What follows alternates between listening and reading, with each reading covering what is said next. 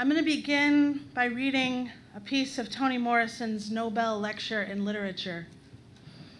Once upon a time, there was an old woman, blind but wise. Or was it an old man? A guru, perhaps, a griot soothing restless children. I have heard this story, or one exactly like it, in the lore of several cultures. Once upon a time, there was an old woman, blind, wise. In the version I know, the woman is the daughter of slaves, Black, American, and lives alone in a small house outside of town. Her reputation for wisdom is without peer and without question. Among her people, she is both the law and the transgression. And the honor she is paid and the awe in which she is held reach beyond her neighborhood to places far away, to the city where the intelligence of rural prophets is the source of much amusement. One day, the woman is visited by some young people who seem to be bent on disproving her clairvoyance and showing her up for the fraud they believe she is. Their plan is simple. They enter her house and ask the one question, the answer to which rides solely on her difference from them, a difference they regard as a profound disability, her blindness. They stand before her, and one of them says, "Old woman, I hold in my hand a bird. Tell me whether it is living or dead." She does not answer, and the question is repeated. Is the bird I am holding living or dead? Still, she does not answer. She is blind and cannot see her visitors, let alone what is in their hands. She does not know their color, gender, or homeland. She only knows their motive. The old woman's silence is so long, the young people have trouble holding their laughter. Finally, she speaks, and her voice is soft but stern. "I don't know," she says. "I don't know whether the bird you are holding is dead or alive. But what I do know is that it is in your hands. It is in your hands." Her answer can be taken to mean, if it is dead, you have either found it that way or you have killed it. If it is alive, you can still kill it. Whether it is to stay alive, it is your decision. Whatever the case, it is your responsibility. For parading their power and her helplessness, the young visitors are reprimanded. They are told they are responsible not only for the act of mockery, but also for the small bundle of life sacrificed to achieve its aims. The blind woman shifts attention away from assertions of power to the instrument through which that power is exercised. That's Toni Morrison from the Nobel lecture in literature. Morrison goes on to speculate the bird in the hand is writing, and she, the blind woman. Reading this passage, I felt a strong sense that Unitarian Universalism and liberal religion is the bird, and it is you who hold its tender fate in your hands. And my question is this: will you let it live? Toni Morrison said famously, "The function of freedom is to free somebody else." Do you feel free? I don't mean happy. I don't mean satisfied. I mean, are you free?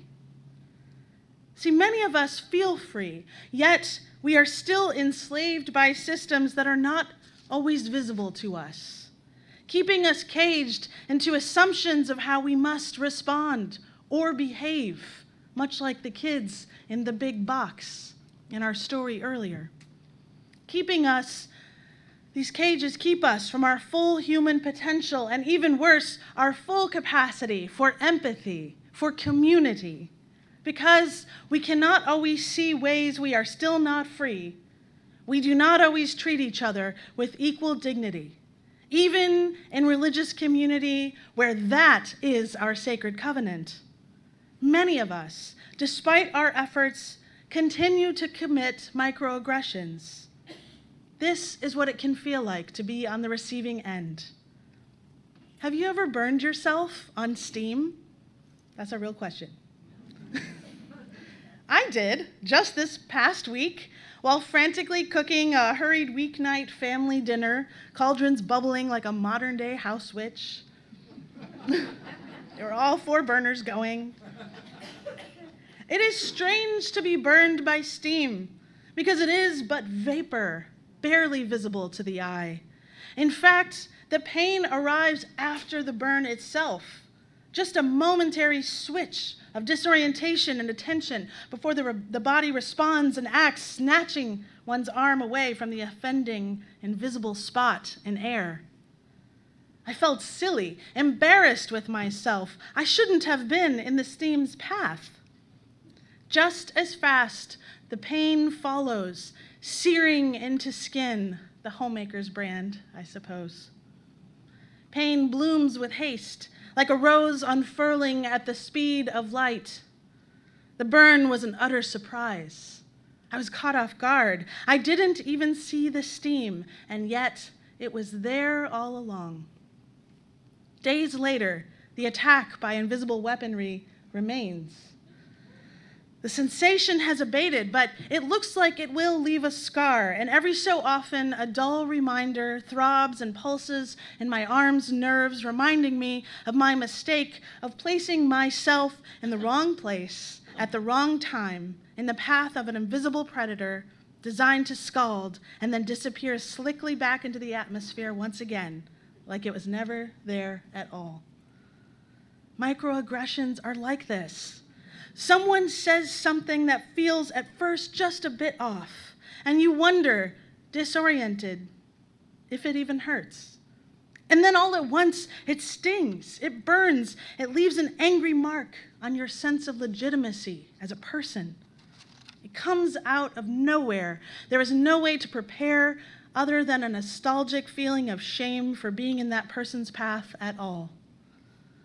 The steam does not mean to scald the chef, and yet that is the steam's purpose, to bring heat. It meant well. No one can see my burn anymore except for me, unless, that is, I show it to people. You see, I can say, I was burned. I hope you will trust me that I was burned, though the steam was just doing what steam does. I'll be okay. A lot of us have moments in our lives when we can pinpoint an awakening to insidious structures of power and the damage they inflict on intimate relationships and on our own sense of identity in the world. Maybe it was the first time you ever realized that other kids with different parents had college funds or trust funds. Maybe it was the first time you ever learned about government cheese. Maybe it was the first time you felt completely helpless after a lifetime of feeling in control. I remember my awakening well. It happened in an undergraduate English course called Black Women Writers, taught by the formidable professor, North Carolina professor Dr. Carolyn Beard Whitlow. The enrolled students were women only, roughly 50% of us white, and about 50% of us Black. That semester was life-opening and eruptive and disruptive and painful. We read literary giants such as Edwidge Danticat, Sapphire, Gloria Naylor, Gail Jones, and of course, Toni Morrison. I remember my best friend at the time, a Christian white girl from Middle Tennessee, sitting stunned throughout the class discussions, blue eyes as big as saucers, looking back and forth, like someone sitting in the front row of a tennis match of emotions. An emotional tennis match is what I should have said. I still believe that if you want to understand the experience of people who did not grow up with your experience, you must make the effort to read novels by writers who share that experience. I would love for UUCA to start an empathy book club where each month we read novels like Beloved, Stonebutch Blues, Middlesex, The Fire Next Time, The Curious Incident of the Dog in the Nighttime, The Spirit Catches You and You Fall Down, and so many others. I don't know how else to really try and learn empathy, to understand someone else's experience and their identity and their struggles without reading them. And I don't mean historical fiction. I believe in the art form of the novel. Being immersed in an artistic rendering of someone's story is all-encompassing. It is a mystical experience. It's like listening to music, hiking up a mountain, worshiping at the altar of creation. And no one's novels open my heart and my spirit more than Toni Morrison. In the magazine Christian Century, Amy Frickholm recently wrote, in Toni Morrison's 2012 novel Home, Frank Money and his sister, C, I love just even the names of her characters are just amazing. They are physically and spiritually broken when they return to the rural Georgia town where they were raised. They have come home to try and save their lives. Key to their eventual salvation are the women of the town who receive Frank and C in a way that recognizes the couple as, in one sense, nothing special, and in another sense, more precious than anything in the world. The women offer what Morrison calls a demanding love, a love that can heal what has been broken while helping the two tell the truth about their lives. A demanding love is a love that can heal what is broken while telling the truth. They harshly criticize the choices C has made in her life. Almost every Morrison novel contains women like these, straight-talking, hard-working, and nurturing to a degree that is holy, perhaps divine. These kind of women are at the heart of Morrison's religious vision. To locate Morrison's understanding of the sacred, you have to sit for a while with these women. See, she objects to any religious vocabulary that is inauthentic to her subjects or that fits easily into a consumer culture. Morrison seeks to communicate through her characters a religious life that is at once mystical, practical, and communal, and that leads, above all, to spiritual freedom. Frickholm explains, spiritual freedom is my term, not Morrison's. Her term is simply freedom. And I assume this is because freedom for her is never extricable from its social aspects. In America, slavery always hangs in the background in discussions of freedom.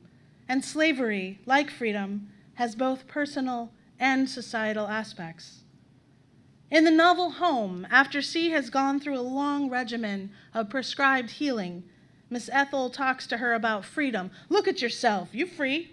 Nothing and nobody is obliged to save you but you.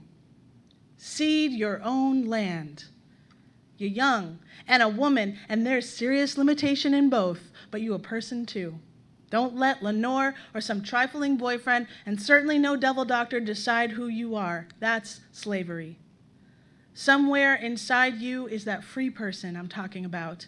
Locate her and let her do some good in this world.